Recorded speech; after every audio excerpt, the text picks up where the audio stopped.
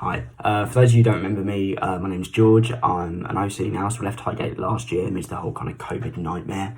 I'm at university at the minute studying economics, but music's always been a kind of massive part of my life, in particular sort of rock and pop and live music. And it's that I'm going to talk about a little bit today. Obviously, it's been in the news a little bit recently because Rishi Sunak, the Chancellor of the Exchequer, came out a couple of days ago and said that people in the arts, word for word, should retrain and find other jobs. What? I mean, like, if you're, sitting at home now and you're watching this, or you read about that a couple of days ago and you wanted to go into music, but you've been kind of put off or deterred by that, please don't be. Ignore him. I'm not being political. It's just, this has happened before. There have been times where the arts haven't been given the funding or the support that they needed by the government. It happened in the 80s, they weren't being supported then, and that was basically the birth of the rave scene, which is now one of the leading genres in modern live music. So the point is, music always survives. The opportunities are going to come back, and if you want them, they will be there. So please don't be deterred by anything that he said in that interview. But it's not performing that I'm going to talk about today. I want to talk about sort of going to see gigs, sort of not just the big kind of Wembleys and O2s, but like smaller, more intimate gigs as well, because people who go and see gigs and support musicians are as much part of the music industry as the people who write and perform the songs. So I kind of fell in love with going to see live music through an artist called Just Jack. I don't know if any of you have heard of him. He had a number 2 in like 2006, but apart from that, he's not very well known. Anyway, I was working in the library on something last year, and one of his songs came on a playlist that I was listening to at the time, and I loved it. Thought I'd listen to a couple of his other tracks, fell in love with them as well. And so I don't know if any of you have seen it, but there's this page for on Spotify, but if you go right down at the bottom of an artist page, it shows if they've got any upcoming gigs. And he did. He was going on an Norton tour, so I booked a couple of tickets. Me and my mates went down to see him mid-November that year, and he was amazing.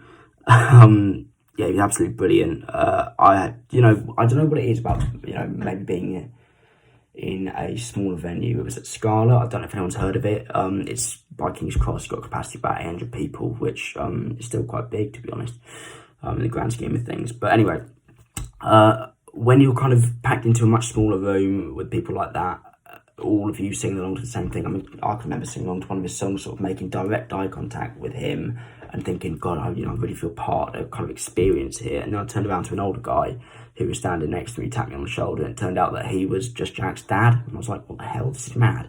And for me, I kind of love that experience way more than paying 50 quid to sit 200 metres away from the Foo Fighters at Wembley in the top tier or something like that. I just feel like you feel more connected to the music and to a smaller venue. So please, if you haven't given it a try, it's 5-10 quid for a night out, go and do it.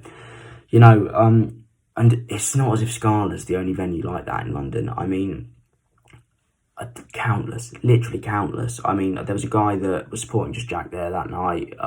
Loved him as well. I went to see him 6 months later at a venue called O'Meara, which got capacity of about 300 people in London Bridge. They're literally all over the place. So please, go and see him. Go and support, smaller artists. Go and have, take a punt. If you haven't heard them before, you might fall in love with them. Worst case scenario, you hate the music, but you'll probably love the atmosphere. I mean, I can't stress how, different but also amazing it is to being at, compared to being at a kind of massive live gig at Wembley. I'm really miss it. I can't wait for it to come back. So when it does come back, please get involved, because it's going to come back in spades. Musicians who haven't had the chance to perform for the past 6, 8, however many months it'll be by then, will be straight on it. There'll be a plethora of kind of everything available, especially, being based in London. It's all there. It's kind of one of the massive cities for music in the UK, if not Europe, the world. you can find anything anywhere, basically. So please go and give it a go.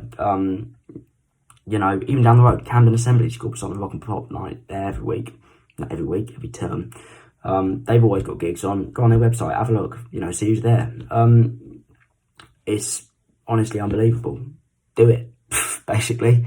That's my message. Yeah, when live music comes back, get amongst it. Hopefully I'll see some of you there. And if you want to go into music, please, please, please do. Don't be put off by the difficulty of getting into it at the minute, because it's going to get better. It always does. Yeah, cheers.